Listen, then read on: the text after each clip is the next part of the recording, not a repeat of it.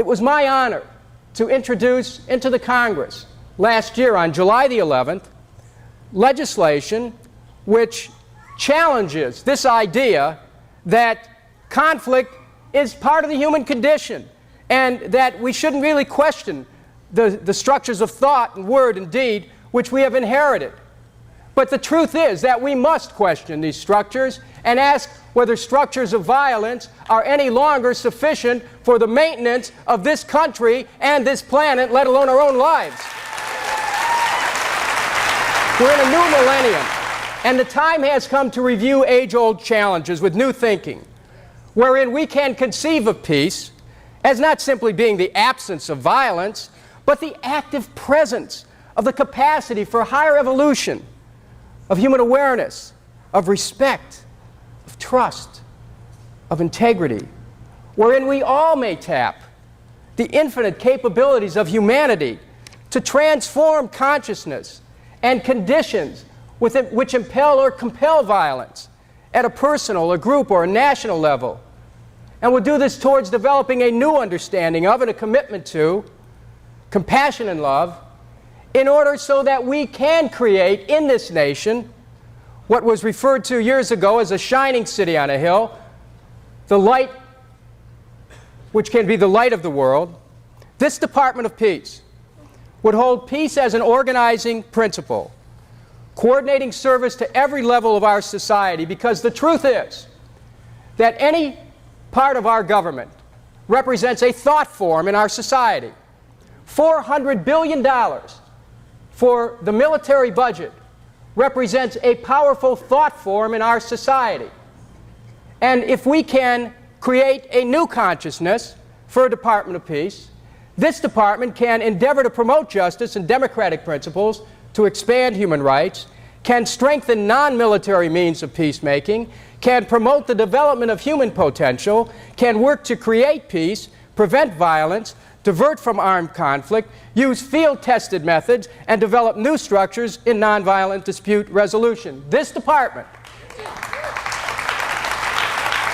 H.R. 2459, the bill creating a Department of Peace, now has 43 co-sponsors in the House of Representatives.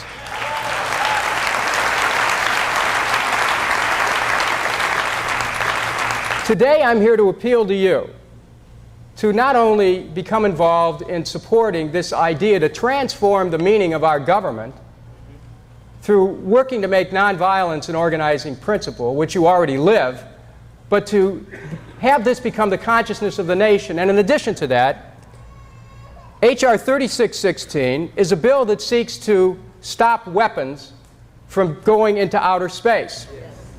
Today, there is a plan in our government, sad to say, under the rubric of what's called, paradoxically, Vision 2020, but there's nothing about seeing straight about this plan. And that is where the United States, as a matter of policy, would put weapons in outer space so that we can, in effect, dominate the, quote, high heavens, unquote. Now, despite the fact that 50 years ago there was a treaty that said that weapons should be kept out of space, H.R. 3616 raises a number of serious questions. They're existential in nature, actually, before we get down to the actual policy of saying no weapons in space. I mean, let's think about it for a moment. What do we envision when we look up into the heavens? We talk about aspirations. It's the poet Browning saying, "But a man or woman's reach should exceed his or her grasp, or what's a heaven for?" It's the idea that we can keep reaching and reaching as far as our own vision can take us. There is something about looking out at the stars on any evening that makes us feel part of this wondrous creation.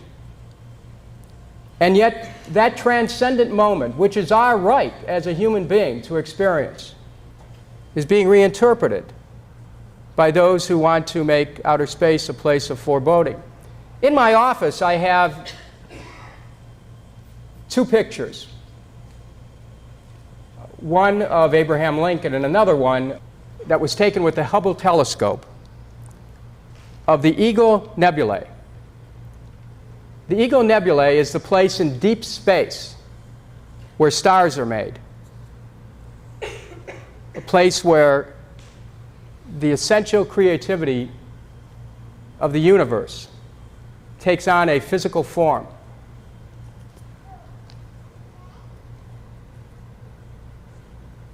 Our farthest dreams reach out past that to a place of infinite peace and infinite love and infinite understanding. And we have a right to claim, as citizens of a common planet, that heritage for ourselves and for our children and future generations.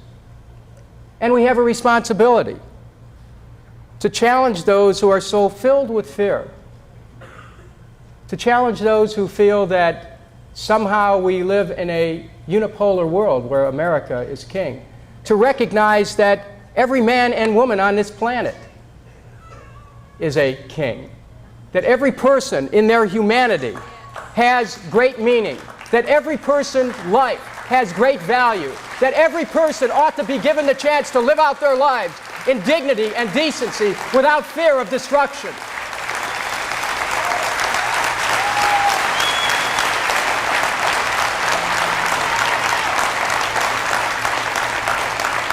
So when this week, Reverend Michael, you meet with Kofi Annan and give him a copy of the treaty the proposed treaty for a ban on weapons in space, you'll be carrying with you all of our hopes and dreams for participation with the entire world community so that we can bring the world together on this principle of keeping space free of weapons and also on this principle of total nuclear disarmament. We have to have capacity in these times in our ability to make a difference.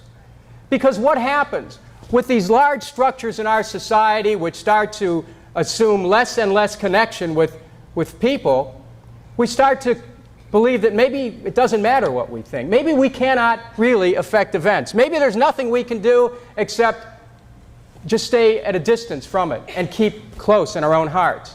But I maintain that there is a power within each of us, and you are aware of this. This is what agape is about. There is a power within each of us that can bring love to the world and compassion to the world and understanding to the world, that as we focus our conscious intent on making the world a better place, so it is.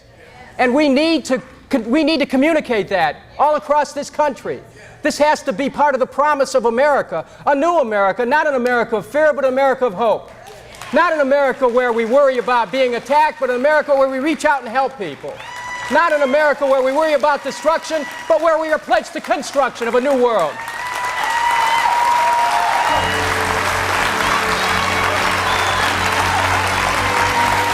So we